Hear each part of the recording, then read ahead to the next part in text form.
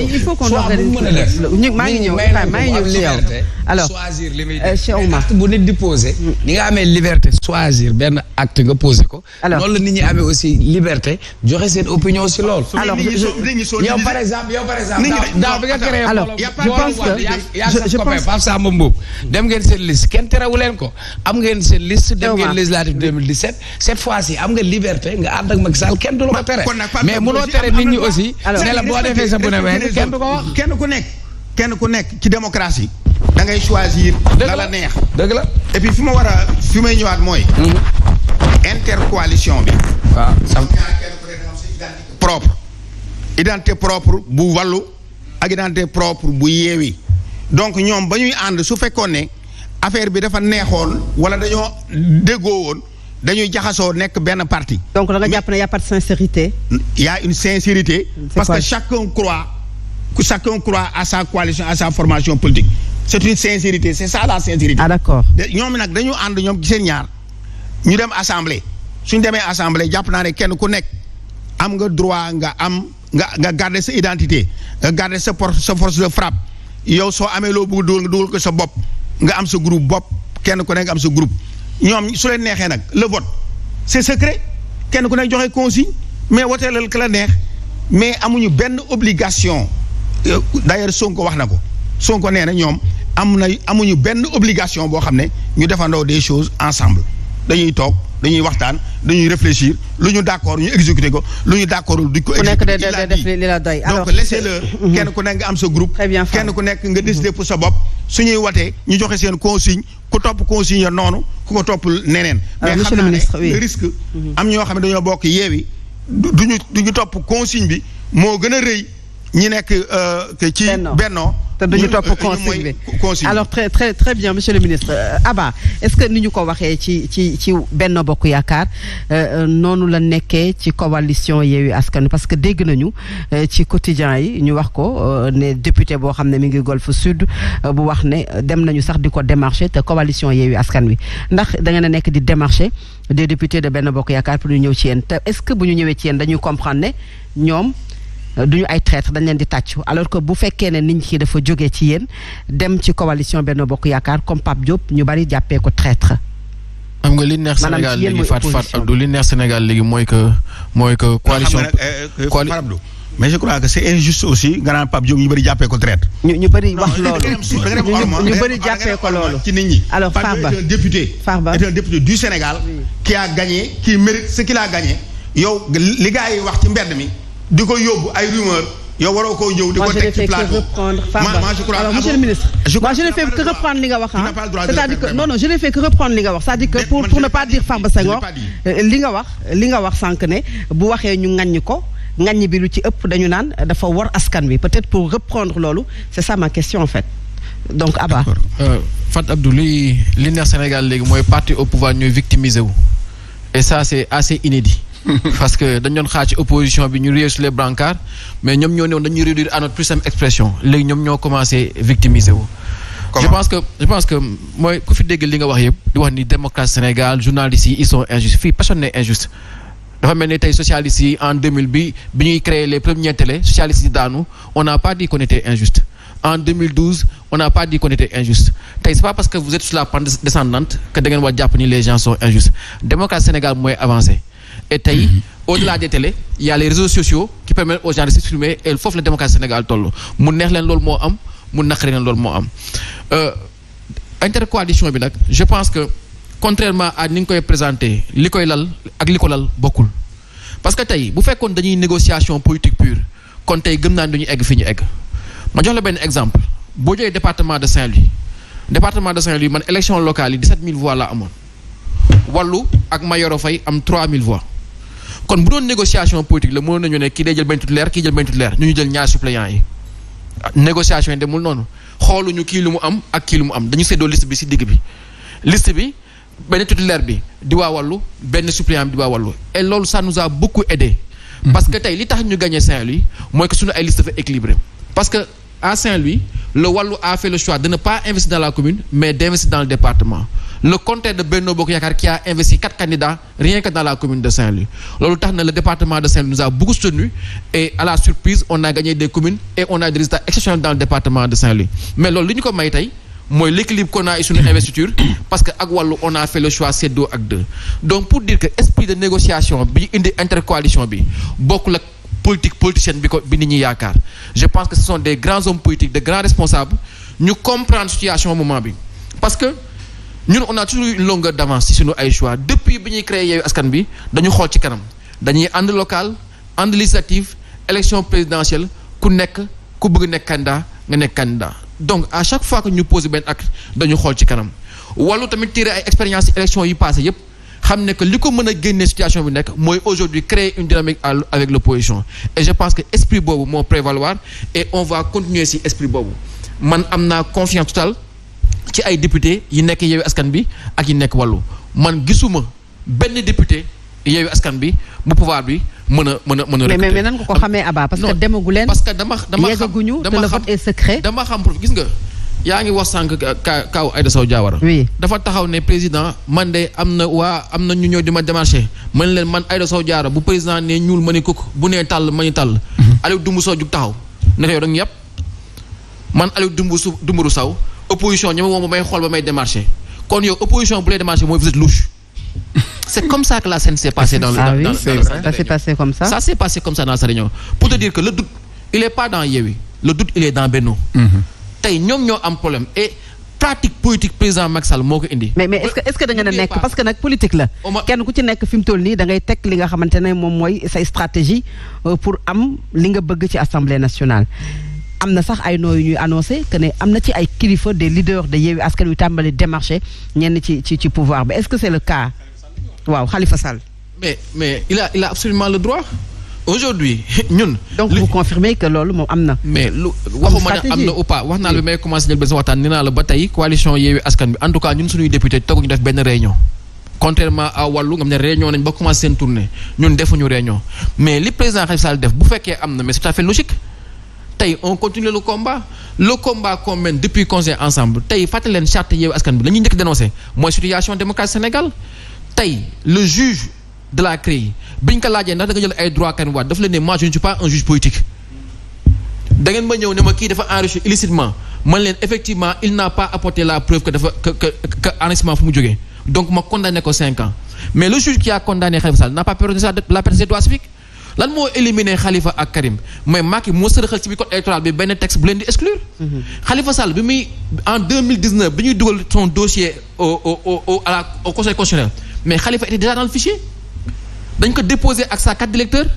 donc bu ñu ko exclure du fichier c'est une décision du conseil constitutionnel mais ñun dañu ànd pour corriger loolu yépp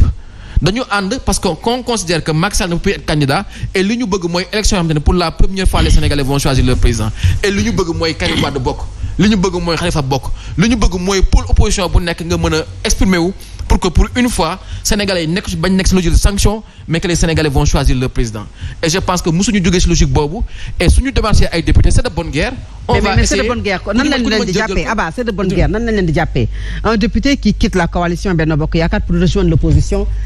kooku nan la ñu koy tuddee. mais il y a la morale. c'est un homme politique. c'est un député qui a fait un choix. donc quelqu'un qui quitte Yewwi Askan Wi pour dem Benno y a amul problème. c'est un choix aussi. Parce que le vote on va élire qui? On va élire le président de l'Assemblée nationale. Bien sûr. L'Assemblée nationale. Donc aujourd'hui on est dans des dynamiques individuelles yoo xamante ne ça ne relève pas de l'engagement ou de l'histoire du maintenant tey de part et d'autre c'est-à-dire foofu laay ñëwee ma ne donc ça doit pas être un problème ci nit jóge coalition Yewwi Askan Wi votel peut-être vote secret le vote sera secret kenn mënul xam kuy voter kii moo tax man la man li ma la mën a wax mooy j'ai confiance aux députés de Yewwi logique bi la le ministre bëgg a dugal personne n'a critiqué le président Pape Diop en tout cas Sénégalais yi ont donné l'opinion xam lu tax parce que argument yi mu joxe la moom moo tourné daf ko def parce que intérêt Sénégal le Sénégal est en danger mais président Pape Diop man je le respecte beaucoup parce que président Pape Diop ba muy nekk entrepreneur bu réussir c'était vers les années 2000 te jamono jooju nekk entrepreneur privé. 2000.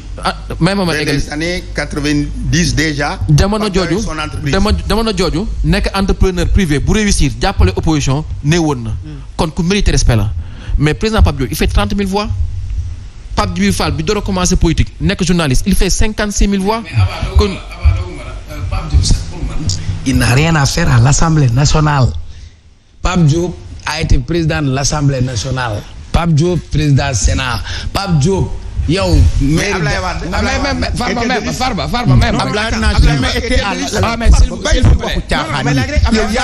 mais Farba comme tu prônes la démocratie comme tu prônes la démocratie pour la 13e législature il a pas fait était président de la République. Farba il est élu. non exemple bi ngay joxe c'est un mauvais exemple. Je parle pas de ça. Ne me faites pas dire ce que j'ai pas dit s'il vous plaît. S'il vous plaît mais trop différent. Vous comparez l'incomparable.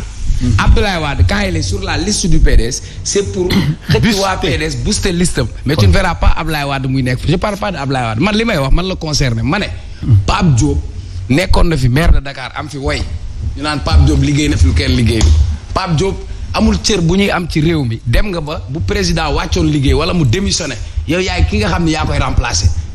yor nga fi Sénat yor nga Pape Diop tu trouves Pape Diop demaat assemblée nekkaat fa toog dajeeg doomam Abba Pape Diop war a wax jaar nii Abba ne ko. mais Pape Diop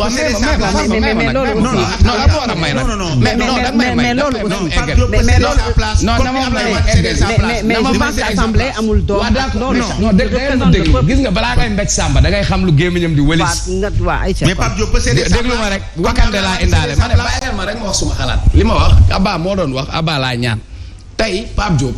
âge bi mu am amatul lu muy prouver pour man il est au crépuscule même de sa carrière politique li gënoon a jekk gën a yay gën a rafet y a un jeune Moussa Diakhaté bu nekk ci listam il a battu campagne fu ne mu dem fa toog fa wax Moussa Diakhaté ak ay ñoom Abba yi ñoom Toussaint Manga ñoo bokk génération tey rafetoon na par générosité politique ak grandeur man du ma dem ci foo xamante damay boxer ak samay sët wala ak samay doom assemblée nag on laisse Abba terminer rapidement Abba. waaw moi je dis que dama lay ruube doo bàyyi il fait 30 000 voix donc position bi mu jox boppam eggu amu ko donc juste pour revenir c'est sa jëlbeen question bi nga posé parce que da nga ne score bi ñu am ñun ñoo doon jaayee cohabitation ñoo ne woon di am cohabitation amul débat yi ñuy am wane na que effectivement cohabitation il y a et tey naturellement. Abba y a pas de cohabitation. non naturellement tey waroon nañu mën toog ñu ne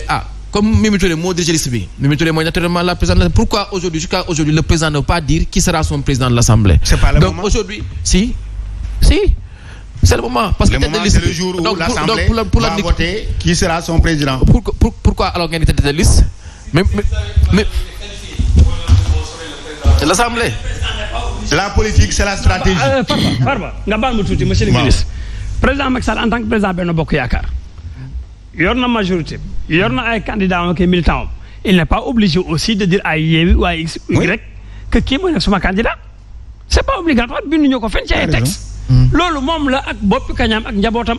comme waa Yewwi ak waa Wallu dañuy régler seen problème ça aussi dans ce cas président de la République na respecter Sénégalais yi xam nga Sénégalais tu ne peux pas pendant des mois tu n'as pas de gouvernement tu n'as pas de premier ministre aujourd'hui tu dis aux gens tu vas mettre il n'y a pas de gouvernement tu vois mais un gouvernement avec les affaires courantes c'est quoi ce gouvernement il n'y a pas de conseil des ministres aujourd'hui il n'a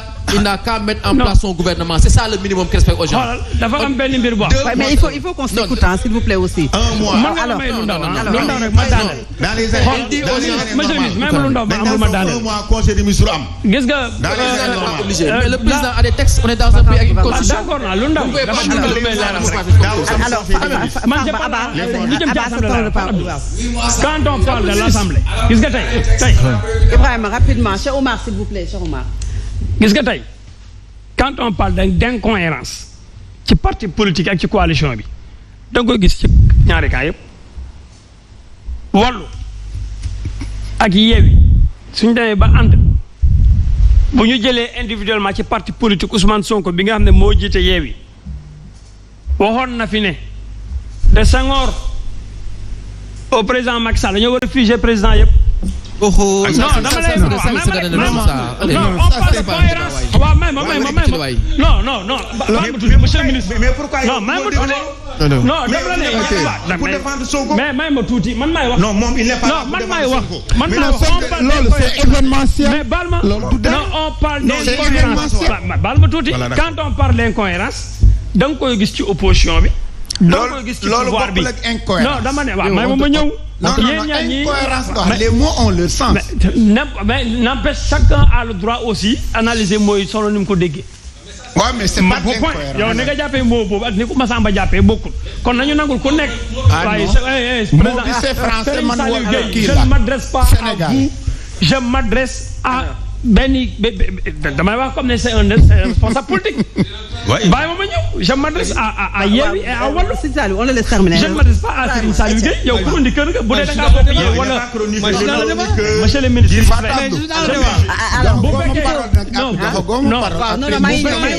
su fekkee Serigne Saliou da ngaa bokk Yewwi wala Pastef nga wax man Yewwi laa wax tey bu ñu waxee ne tey da ngaa jóge ci Benno Bokk Yaakaar ñëw Yewwi Askan Wi yaa ko wax léegi tàccu gi day jibe fu ne Pape Djibril Fall bi ma lancé candidature am mais lu ne dégg na ko jiñ nañ ko sax un pro Macky ne candidature secret la loolu jàll mu am problème lu ko metti loolu jàll mu am plus de 50 et quelques mille voix nekk député mais bi mu ñëwee ne dafa nekk carrément day neutre non inscrit mais gis nañ fi façon débat bu ne ba léegi boo duggee ci réseaux sociaux gaa ñu ko ciy attaqué ne amuloon droit dem ci nekk non inscrit. mais les Sénégalais non. mais non Sénégal yow yaa mais Serigne Saliou Gueye je ne m'adresse pas à vous de grâce. c'est la démocratie Serigne Saliou. Farba Senghor yaa ko wax. non mais c'est l'incohérence. dama ne yaa ko wax léegi. mais c'est waaw yegg na ko Serigne Saliou waaw.